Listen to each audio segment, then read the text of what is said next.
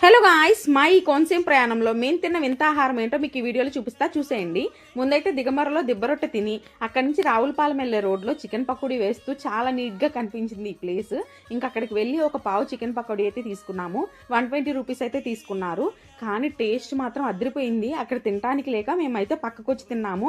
చాలా టేస్టీగా, ముక్క కూడా సాఫ్ట్గా భలే ఉడికింది. అక్కడి నుంచి రావులపాలెం వెళ్ళాము. విందు రెస్టారెంట్లో కుండ బిర్యానీ ఫేమస్ అని చెప్పి వీడియోస్లో చూసి, కానీ ఫుల్ రష్ ఉండటంతో శ్రీ షిరిడి సాయి బిర్యానీ అండ్ మీల్స్ అని ఈ షాప్ అయితే కనిపించి ఇక్కడికైతే వచ్చాము. నేనైతే ఫిష్తో ఒక మీల్స్ చెప్పాను, పృథ్వీ చికెన్ బిర్యానీ ఒకటి చెప్పాడు. ఇది ఎందుకు చెప్పానా అనిపించింది తిన్నాక. ఫ్రైడ్ రైస్ చేసే రైస్తో పొలుగ్గా ఉన్నది ఆ రైస్ అంతా, దాంతోనే ఫిష్ కర్రీ అయితే వేసిచ్చారు. వాళ్ళు ఇచ్చినట్లుగానే నేను తింటంటే ఒక ముళ్ళు అయితే ఇరుక్కుపోయింది, దాన్ని లాగలేక చచ్చాను.